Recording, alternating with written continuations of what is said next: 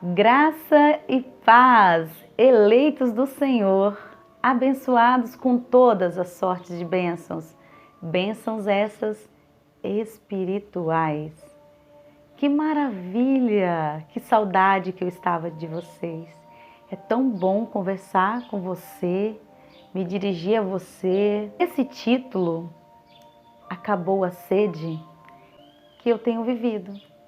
Sim, acabou a sede.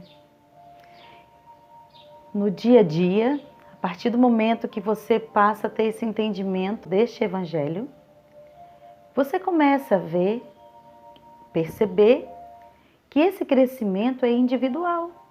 Sim, você cresce com os irmãos, mas o próprio Deus vai ajustando algumas coisas e você precisa passar a desenvolver, precisa crescer na graça e no conhecimento, e essa busca é solitária, verdade. Essa busca é solitária no momento, porque a você, o trabalhar de Deus é diferente do outro.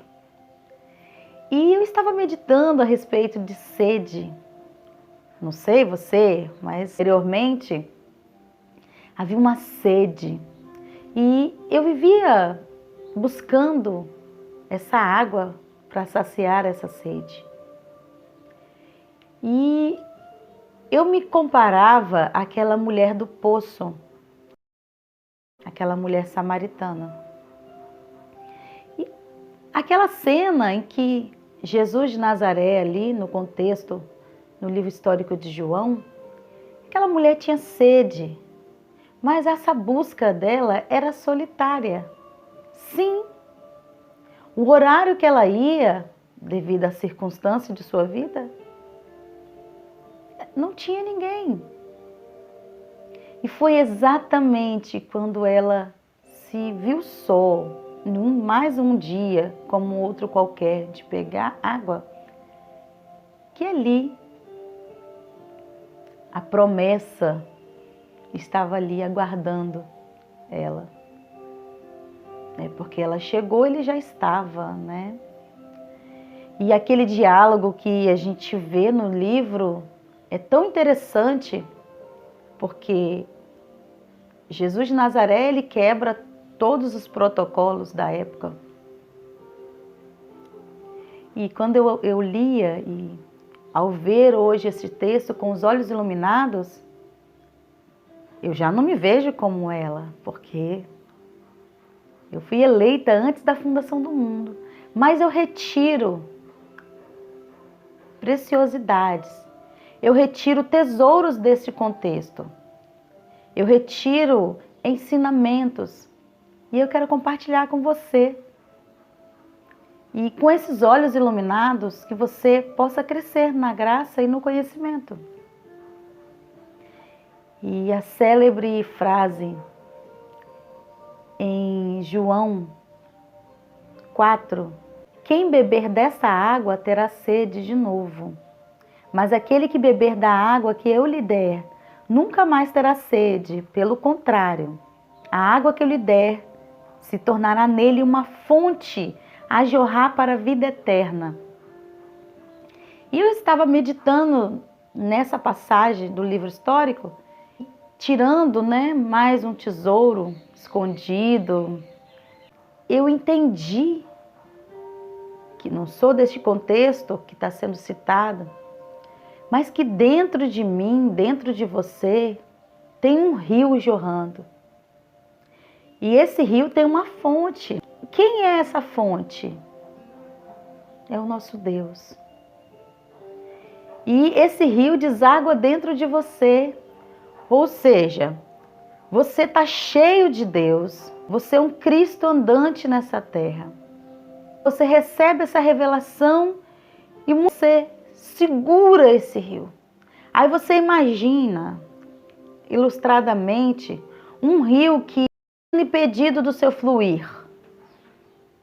Imagine um rio, ele vai se acumulando, ele vai se acumulando. Muitas vezes recebemos essa revelação. Esse rio que tem uma fonte que é uma fonte que jorra eternamente. Ou seja, você todos os dias que você acorda, você tem água para dar. Você tem água para liberar, para doar para alguém. E se você retém isso, você impede que você cresça, que esse rio flua. Eu quero que os irmãos, você que está assistindo, olhe com um olhar espiritual, não um olhar carnal. Você impede o seu crescimento e você impede também que outros cresçam. E meditando nesta palavra, eu entendi, eu estou cheia. Porque a partir do momento que eu recebi a revelação, que eu tive com o meu entendimento, um novo entendimento, a minha mente foi transformada e eu decido não moldar minha mente a este mundo, mas a renovação da minha mente é diária. A minha sede acabou, mas existem pessoas que estão com sede, filhos que ainda vão despertar. E o meu papel e o seu papel é exatamente esse: deixar fluir. Deixar fluir esse rio. A fonte é eterna, não vai acabar se você doar. Não vai acabar se você falar. Você nunca mais terá sede. Às vezes um comportamento da carne, né? Uma obra da carne, o egoísmo, começa a te dominar, te controlar. Você impede o seu crescimento. O seu crescimento está comprometido. Quando eu entendi isso, eu entendi também que não é por acaso, que não foi por acaso para este tempo que os meus olhos foram iluminados. Tudo tem um propósito. E o propósito que os filhos de Deus estão sendo despertados deste sono é para manifestar a glória de Deus. E a mim foi dada essa maneira de falar, esse jeito de me posicionar.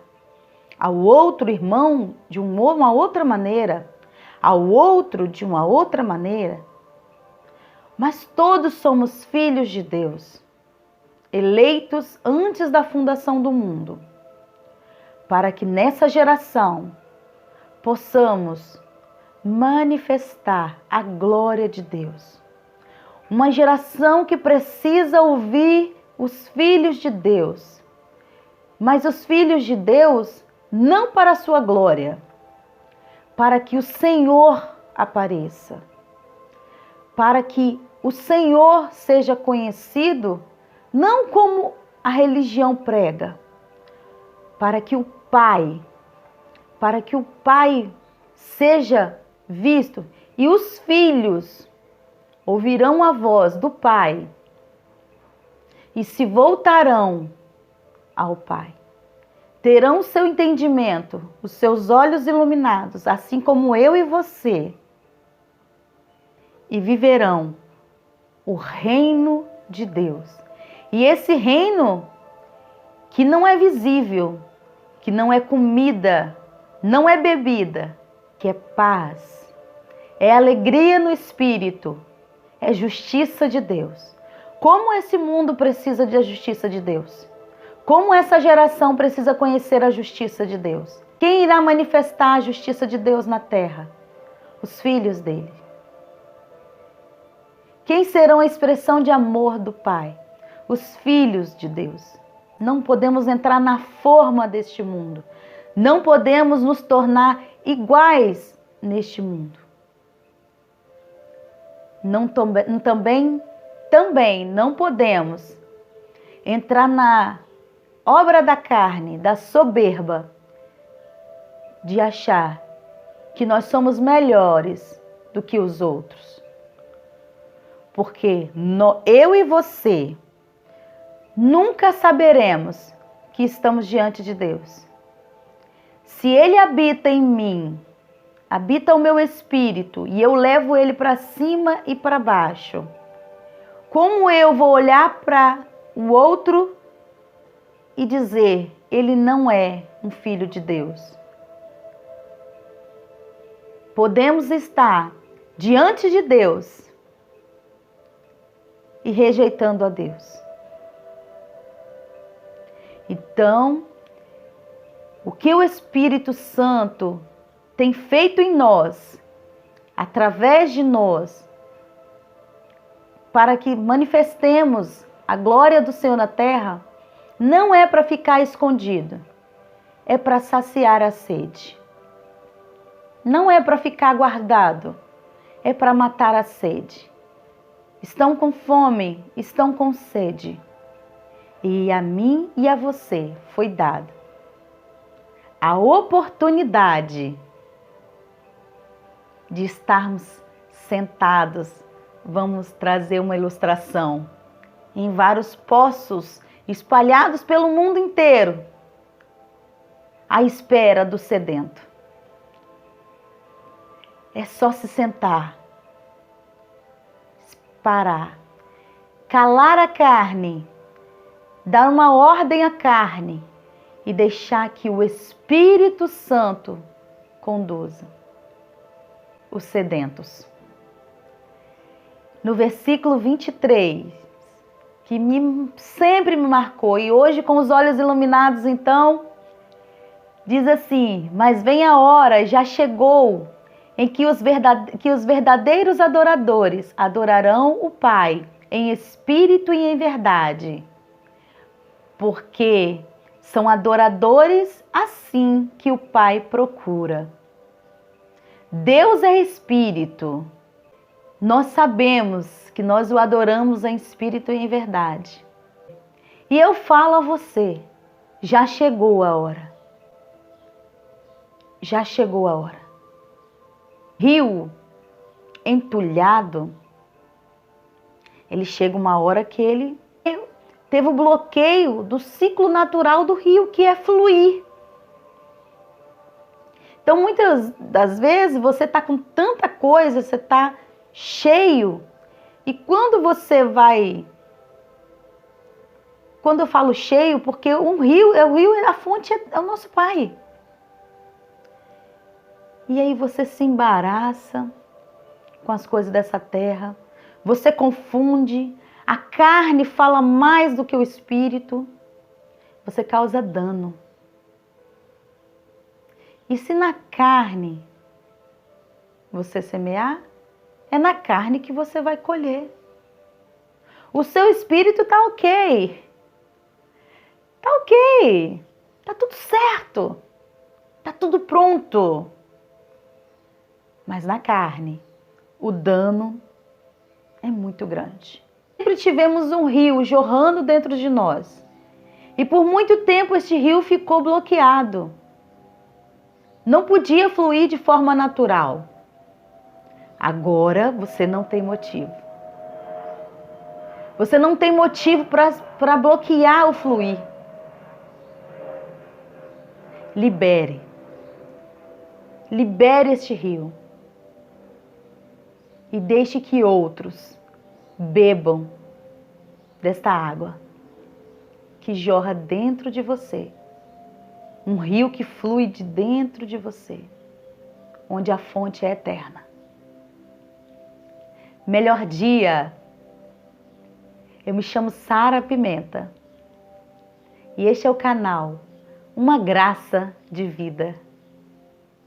Graça e paz.